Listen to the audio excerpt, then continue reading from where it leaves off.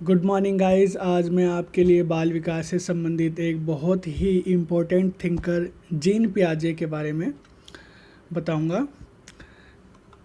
Gene पियाजे का जन्म 1896 में हुआ था, स्विट्ज़रलैंड में हुआ था। ये एक प्रमुख मनोवैज्ञानिक थे। जीन पियाजे ने अपनी अवधारणा संज्ञानात्मक विकास पर दी है और संज्ञान वह होता है जिसमें संवेदन, प्रत्यक्षण, प्रतिमा, धारणा, चिंतन, तर्कणा जैसी मानसिक प्रक्रियाएं शामिल होती हैं। जीन पियाजे के अनुसार बच्चे सक्रिय ज्ञान के निर्माता होते हैं और नन्हे वैज्ञानिक होते हैं जो संसार के बारे में अपने सिद्धांतों की रचना करते हैं।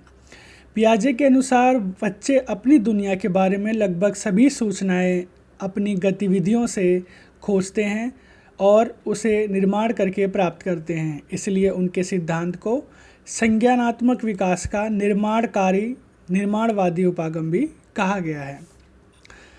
अब हम देखेंगे जीन पियाजे के संज्ञानात्मक विकास के संप्रत्यय। तो उन्होंने 3 संप्रत्यय दिए हैं। सबसे पहला है अनुकरण। वातावरण के अनुसार अपने आप को ढालना अनुकूलन कहलाता है। बच्चों में वातावरण के साथ सामंजस्य करने की जो जन्मजात प्रवृत्ति होती है उसे पियाजे के अनुसार 2 भागों में बांटा गया है, आत्मसात्करण और समायोजन। आत्मसात्करण पूर्व ज्ञान को नए ज्ञान के साथ जोड़ता है और दूसरे शब्दों में अगर हम कहें तो नए ज्ञान का अर्जन करते हैं तब उसे आत्मसात्करण कहते हैं। आत्मसात्करण में बालक समस्या समाधान के लिए पूर्व में की गई मानसिक प्रक्रियाओं का सहारा लेता है। और समायोजन में जब कोई बच्चा अपने पुराने समय में परिवर्तन करना शुरू कर देता है तो वो समायोजन की अवस्था में होता है। दूसरा संप्रत्यय है हमारा स्कीमा। जीन पियाजे ने स्कीमा में हम एक तरीके से ज्ञान को बोल सकते हैं। स्कीमा का मतलब होता है ज्ञान। पियाजे के अनुसार प्रत्येक व्यक्ति का वस्तुओं और व्यक्तियों और जीवन की परिस्थितियों के साथ व्यवहार करते हैं और उनको करते समय हम अपना खुद का ढंग इस्तेमाल करते हैं। इसको स्कीमा कहते हैं। मतलब हम कोई भी काम करते हैं तो हम अपने ज्ञान का इस्तेमाल करते हैं। तीसरा है साम्य धारण। यह एक ऐसी प्रक्रिया है जिसके द्वारा बालक आत्मसात्करण और समायोजन की प्रक्रियाओं के बीच में संतुलन कायम करता है। जब कोई बच्चा नया काम करता है तो उसकी मानसिक प्रक्रिया असंतुलित हो जाती है। इसे दूर करने के लिए आत्मसात्करण और समायोजन दोनों का सहारा लिया जाता है जिसे साम्य धारण कहते हैं। चौथा है संज्ञानात्मक संरचना। बच्चे के मानसिक संगठन या क्षमताओं को संज्ञानात्मक संरचना कहते हैं। 5वां है मानसिक सक्रिया। जब कोई बच्चा किसी काम को पूरा करने के लिए चिंतन करता है तो उसे मानसिक सक्रिया कहते हैं। और 6ठा है स्कीम्स। किसी काम को करने के लिए हमारे पास विभिन्न प्रकार के फैक्ट्स होते हैं, उसे स्कीम्स कहते हैं। तो ये थी हमारी जीन पियाजे के संज्ञानात्मक विकास के संप्रत्यय। अगला है संज्ञानात्मक विकास की अवस्थाएं। जब वातावरण के प्रभाव से हमारे संज्ञान या दिमाग का विकास होना शुरू होता है तो इसे संज्ञानात्मक विकास कहते हैं। पियाजे के संज्ञानात्मक विकास को 4 भागों में बांटा गया है जो इस प्रकार हैं। पहला है संवेदी प्रेरक अवस्था 0 से 2 वर्ष। दूसरा है पूर्व संक्रियात्मक अवस्था 2 से 7 वर्ष। तीसरा है स्थूल या मूर्त संक्रियात्मक अवस्था 7 से 11 वर्ष। और चौथा है औपचारिक या अमूर्त संक्रियात्मक अवस्था 11 से 15 वर्ष। सबसे पहले हम देखेंगे संवेदी प्रेरक अवस्था जो 0 से 2 वर्ष तक है। इस अवस्था की आयु जो है इसमें कोई बच्चा अपने आँख, कान, नाक से निरीक्षण करके सीखता है। वह अपने संवेदी प्रेरक उपकरणों से सीखता है। इस अवस्था में वह वस्तु स्थायित्व को प्राप्त करता है। वस्तु स्थायित्व क्या होता है?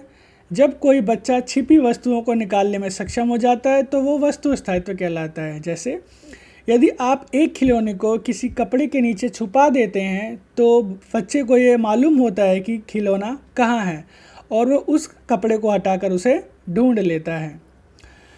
इस काल की जो विशेषताएं हैं, इस अवस्था में बच्चा अपने संवेदी प्रेरकों से महसूस करना सीखता है, वह वस्तु स्थायित्व को प्राप्त करता है।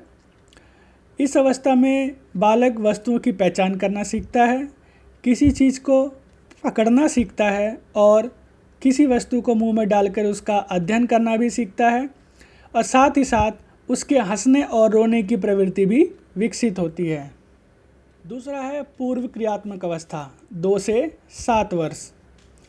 पियाजे के अनुसार पूर्व संक्रियात्मक अवस्था की 2 अवस्थाएं हैं, प्राक सक्रियात्मक अवधि और अंतर्दर्शी अवधि। एक है 2 से 4 वर्ष और दूसरी है 4 से 7 वर्ष। इस अवस्था में बालक वस्तुओं, शब्द, प्रतिमाओं आदि के विषय में अपना मानसिक चिंतन विकसित करने लगता है। पियाजे के संकेत और चिन्ह को प्राक सक्रियात्मक अवस्था का महत्वपूर्ण साधन माना गया है। और दूसरा था हमारा अंतर्दर्शी अवधि, जो कि 4 से 7 वर्ष है। इस अवधि में बच्चा जोड़ना, घटाना, गुणा करना आदि सक्रियाएँ सीख लेता है। अंतर्दर्शी चिंतन इस प्रकार एक ऐसा चिंतन होता है जिसमें कोई क्रमबद्ध तर्क नहीं होता।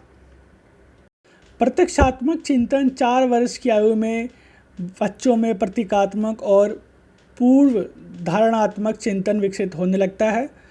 प्रत्यक्षात्मक चिंतन का अर्थ होता है अपने दिमाग में किसी भी चीज़ का मानचित्र बनाना।